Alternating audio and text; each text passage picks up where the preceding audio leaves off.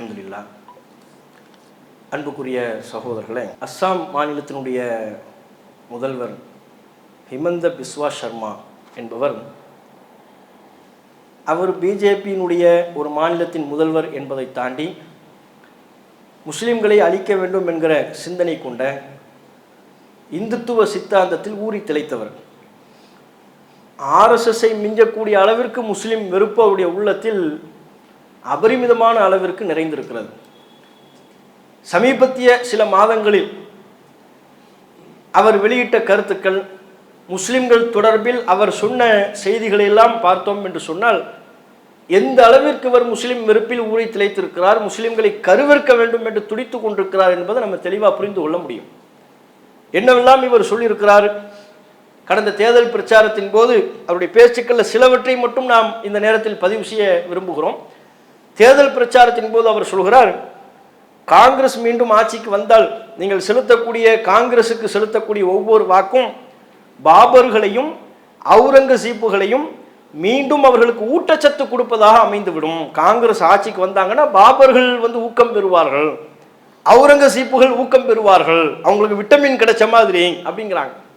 பாபர் என்றும் அவுரங்கசீப் என்றும் இவர் யாரை நாடுகிறார்? முஸ்லிம்களை. காங்கிரஸ் ஆட்சிக்கு வந்துட்டா பாபர்களின் வாரிசுகளாக இருக்கிற முஸ்லிம்கள் ஆதிக்கம் பெறுவார்கள், அவங்களுக்கு ஊட்டச்சத்து கிடைச்சிரும், நம்ம என்னமோ பாபர் பெற்று விட்ட வாரிசுகள் மாதிரி, இந்த நாட்டுக்கும் நமக்கும் எந்த சம்பந்தமும் இல்லை என்பதை போல ஒரு கருத்தாக்கத்தை அந்த தேர்தல் பிரச்சாரத்தில் அவர் வெளிப்படுத்தினாரு அப்படிங்கிறத பார்க்கணும். அவர் மாநிலத்தில் ஒரு பெண்ணு கற்பழிக்கப்படுகிறார். அது சம்பந்தமாக சட்டமன்றத்தில் பேச்சு நடக்குது. எதிர்கட்சிகள்லாம் விமர்சனம் பண்ணுறாங்க. அதை பற்றி பேசாமல், அதுக்கு பதில் கொடுக்காம அங்கேயும் முஸ்லீம்களை தான் அட்டாக் பண்ணி பேசுகிறார். மியா முஸ்லீம்கள், மியாங்கிறது அங்கே ஒரு முஸ்லீம்களை கொச்சைப்படுத்தக்கூடிய ஒரு வார்த்தை. மியா முஸ்லீம்கள் அவங்கள பற்றி நீங்கள் சொல்ல மாட்டீங்க என்கிறீர்கள், அந்த முஸ்லீம்களை பற்றி நீங்கள் பேச மாட்டீங்க என்கிறீர்கள். அவர்கள் வடக்குலேருந்து தெற்குக்கு வராங்க, தெற்குலேருந்து வடக்குக்கு போகிறாங்க, அவங்க அஸ்ஸாமில் ஆதிக்கம் பெறுகிறார்கள். மியா முஸ்லீம்கள் அஸ்ஸாமில் ஆதிக்கம் பெற நான் விடமாட்டேன். எது? சட்டமன்றத்தில். சட்டமன்றத்தில் எதிர்க்கட்சிகள் எழுப்பிய கேள்வியே வேறு. ஒரு பெண்ணு பாலியல் வல்லுறவுக்கு ஆளாக்கப்பட்டிருக்கிறாள், அதில் பெரிய ஒரு விபத்து ஏற்பட்டிருக்கிறது, அதை பற்றி பேசுகிறாங்க, அதை பற்றி கேள்வி கேட்குறாங்க. அதுக்கு பதில் சொல்லாமல் மியா முஸ்லீம்கள் அஸ்ஸாமில் ஆதிக்கம் பெறுவதற்கு நான் விடமாட்டேங்கிற சம்பந்தமே இல்லாமல், அதுவும் மியாங்கிற அங்கே ஒரு கொச்சையான ஒரு சொல்லை சொல்லி, இப்போ எந்த அளவுக்கு அவருடைய சிந்தனையில் முஸ்லீம் வெறுப்பு இருக்கிறதுங்கிறத பாருங்க. அடுத்து சமீபத்தில் அவருடைய பேட்டிகளில் ஒன்று சொல்கிறாரு, அஸ்ஸாமில் முஸ்லீம்களின் எண்ணிக்கை அதிகரித்து கொண்டே இருக்கிறது, இப்படியே அதிகரித்து கொண்டு இருந்தால் 2041 முஸ்லிம்கள் அஸ்ஸாமில் பெரும்பான்மை சமுதாயமாக மாறி விடுவார்கள். இப்போ சிறுபான்மையாக இருக்கிறாங்க, 2041 பெரும்பான்மையாக மாறிடுவாங்க, அதுக்கும் நான் விட மாட்டேன், இடம் கொடுக்க மாட்டேன். இவங்களா ஒரு கற்பனை பண்ணிக்கிறது. 2041 நம்ம அஸ்ஸாமில் ஆட்சி பிடிச்சிட மாதிரியும், 2021 2080 இந்தியாவே இவங்க தான் ஆட்சி செய்து கொண்டிருப்பார்கள். ஆளாளுக்கு ஒரு வருஷத்தினுடைய பேரை சொல்லி, ஒருத்தர் 2040ங்கிறான், ஒருத்தர் 2080ங்கிறான். அந்த வருஷத்துலாம் நம்ம இருப்போமா இல்லையானே தெரியாது. இவங்களாக ஒரு வருஷத்தை சொல்லி அதில் முஸ்லீம்கள் அப்படி செய்து விடுவார்கள், முஸ்லீம்கள் இந்த நாட்டை இப்படி செய்து விடுவார்கள், இதற்கு நாங்கள் இடம் கொடுக்க மாட்டோம். பாங்க, அவனா ஒரு கற்பனை பண்ணி அந்த கற்பனையை மக்கள் மத்தியில் சொல்லி பயங்காட்டி, இது முஸ்லீம்கள் தான் செய்ய இருக்கிறார்கள். எப்போ? இப்போ இல்லை, அது 2080, 2090, 2100 முஸ்லீம்கள் செய்ய இருக்கிறாங்க, அதை நான் விட மாட்டோம், இடம் கொடுக்க மாட்டோம்னு இப்போ பிரச்சாரம் பண்ணுறாங்க.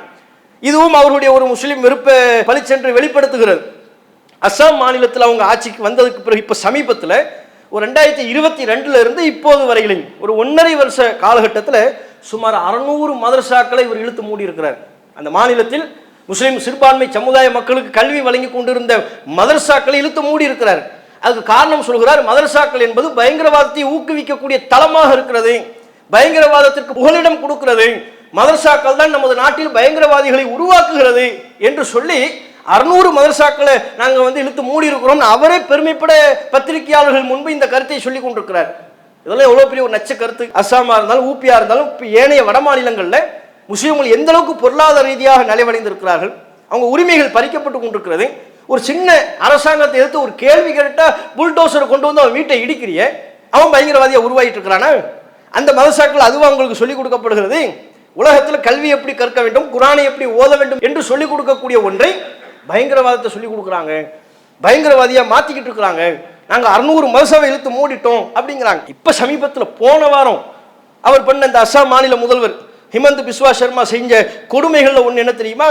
ஆங்கிலேயன் காலத்திலிருந்து அங்குள்ள சட்டப்பேரவையில் ஒரு வழக்கம் கடைபிடிக்கப்பட்டு வருகிறது. ஆங்கிலேயன் காலத்திலிருந்தே பல நூறு வருஷமாக கடைபிடிக்கப்படுது. என்ன வழக்கம்? வெள்ளிக்கிழமை சட்டப்பேரவை நடைபெற்றால் முஸ்லிம் பிரதிநிதிகள் அதிகமாக இருப்பதை கவனத்தில் கொண்டு ஜும்மாவுக்கு மட்டும் ஒரு குறிப்பிட்ட ஒரு குறைந்த இடைவெளி விட்டு விடுவார்கள். குறைந்த இடைவெளி, ஒரு அரை மணி நேரம் 1 மணி நேரம், அவ்வளோ சட்டசபை நடக்காது. இப்போ உங்கள் முஸ்லீம் பிரதிநிதிகள் போய் ஜும்மா தொழுதுட்டு வாங்க, இப்படின்னு ஒரு சின்ன இடைவெளி விடுவார்கள். இது ஆங்கிலேயன் காலத்திலிருந்து அங்கே வழக்கத்தில் இருக்கு, பல நூறு வருஷமா வழக்கத்தில் இருக்கு. காரணம் என்ன? அங்கே முஸ்லீம் பிரதிநிதிகள் ஓரளவுக்கு சட்டசபையில் இருக்கிறார்கள். அதை கவனத்தில் கொண்டு இந்த வழக்கத்தை, இந்த ஏற்பாட்டை செய்திருக்கிறார்கள். இது அண்மையில் போன வாரம் இதை நிப்பாட்டிட்டாங்க. இதெல்லாம் பின்னவீனத்துவ சிந்தனை, இதுக்கெல்லாம் இடம் கொடுக்கக்கூடாது, நான் அதை க்ளோஸ் பண்ணுறேன், இனி ஜும்மாவுக்கு இடைவெளிலாம் கிடையாது, வெள்ளிக்கிழமை சட்டப்பேரவை நடந்தால் தொடர்ச்சியாக நடந்து கொண்டே தான் இருக்கும், அவங்களுக்கு சலுகையெல்லாம் கொடுக்க முடியாதுன்னு அதை ரத்து பண்ணி விட்டார். முஸ்லீம்களுக்கு அவங்க மத சடங்குப்படி விவாகரத்து செய்யலாம், அவங்க மதத்தில் உள்ள நம்பிக்கையின்படி திருமணம் செய்யலாம்னு சட்டம் இருக்குல்ல, இந்தியா முழுக்க இருக்கு. அஸ்ஸாமில் கிடையாது. அஸ்ஸாமில் திருமணம் பண்ணாலும் சரி, விவாகரத்து பண்ணாலும் சரி, அது பொது சிவில் சட்டம் என்கிற அந்த வரையறை அமல்படுத்தி அதன் மூலம் முஸ்லீம்களுடைய உரிமையை பறித்திருக்கிறார். இதெல்லாம் அவருடைய சமீபத்திய செயல்பாடு. இப்போ நேற்றோ முன்தினமும் 2 தினங்களாக நடைபெற்ற ஒரு கொடுமை. அஸ்ஸாமில் உள்ள 28 முஸ்லீம்கள், 9 பெண்கள், 19 ஆண்கள், 28 முஸ்லீம்களை ஒரு வேனில் கொண்டு போய் அகதி முகாமுக்கு கூட்டு போகிறாங்க. காரணம் என்னென்னா, இவங்கெல்லாம் அஸ்ஸாமியர்களே இல்லை, இங்குள்ள முஸ்லீம்களே கிடையாது, இவங்க வங்கதேசத்திலிருந்து வந்தவங்க, அதனால் இவங்களுடைய குடியுரிமை சிஏவின் படி இவங்க குடியுரிமை பறிக்கப்படுகிறது என்று சொல்லி அகதிகள் முகாமில் தடுத்து வைக்கப்படுவதற்காக வேண்டி 28 முஸ்லீம்களை ஏற்றி கொண்டு போகிறாங்க. அந்த வீடியோ சமூக வலைத்தளத்தில் இருக்கிறது. பெண்கள் கதறாங்க, அவங்க குடும்பத்தினர்கள்லாம் வெளியே நிற்கிறாங்க, இவங்க அப்படியே கதறாங்க, விட்டுட்டு பிரிய மனசு இல்லாமல் அகதி முகாம் கூட்டு போகிறாங்க. வயசானவங்க, பொம்பளைங்கள்லாம் போய் பாருங்கள், அந்த வீடியோவில் பாருங்கள், வயதானவர்கள். அப்போ 9 பெண்கள், 19 ஆண்கள் உள்ளிட்ட 28 பேரை அகதிகள் முகாமுக்கு இழுத்து கொண்டு போயிருக்கிறாங்க. அங்கே கொண்டு போய் அடைச்சி வச்சுட்டாங்க. கேட்டால் இவங்க அஸ்ஸாமியர்களே இல்லைங்கிறான். யாருக்கு தெரியும் இவன் சொல்றது உண்மையா இருக்குமா? இவங்க மூளையில தான் முஸ்லீம் என்றாலே ஒடுக்கப்பட வேண்டும், முஸ்லிம்களை அழிக்கணும், முஸ்லிம்களின் உரிமையை பறிக்கணும் என்பதை எல்லவா திட்டமாக கொண்டிருக்கிறார்கள். அதை எல்லவா அஸ்ஸாமில் அவர் செயல்படுத்தி கொண்டிருக்கிறார். இந்த 28 முஸ்லிம்கள் அஸ்ஸாமியர்கள் அல்ல என்று சொல்லக்கூடிய அந்த கூட்டில் அவர் எப்படி உண்மையாளராக இருப்பார்? அதில் எப்படி உண்மை இருக்கும்? அப்போ இவர்களாக பல்வேறு ஆதாரங்கள் இல்லை என்று சொல்லி அவங்க அஸ்ஸாமியர்களை இல்லை இந்திய குடிமக்களை இல்லைன்னு டிக்ளேர் பண்ணி அகதிகள் முகாமில் தடுத்து வச்சிருக்கிறாங்க. இவ்வளவு கொடுமை அஸ்ஸாமில் நடந்து கொண்டிருக்கிறது. இன்னும் பல கொடுமைகள் நடக்கவிருக்கிறது. ஒரு சில ஊடகங்களை தவிர யாரும் அஸ்ஸாமில் நடைபெறக்கூடிய முஸ்லிம் வெறுப்பை கக்கும்படியான இந்த செயல் திட்டங்கள் குறித்து யாருமே கருத்து சொல்ல மாட்டேங்கிறாங்க.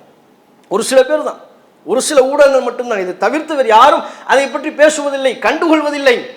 நீதிமன்றங்கள் வாய் திறக்க மறுக்கிறது, அதிகார மட்டத்தில் இருப்பவர்கள் கருத்து தெரிவிக்க மறுக்கிறார்கள். இப்படி ஒரு கொடுமையை பற்றி யாரும் கண்டுகொள்ளவே இல்லை நாட்டில். எவ்வளவு பெரிய ஒரு சோகத்திற்குரிய வேதனைக்குரிய ஒரு அம்சம்.